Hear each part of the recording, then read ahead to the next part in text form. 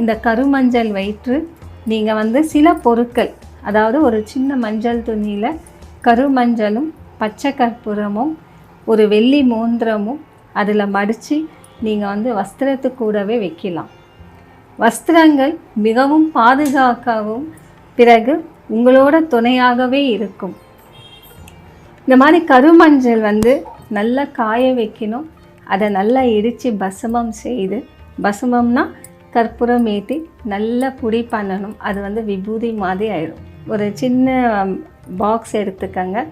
அந்த பொடியை நீங்கள் நல்லா தேங்காய் எண்ணெயில் மிக்ஸ் பண்ணி வச்சுக்கோங்க.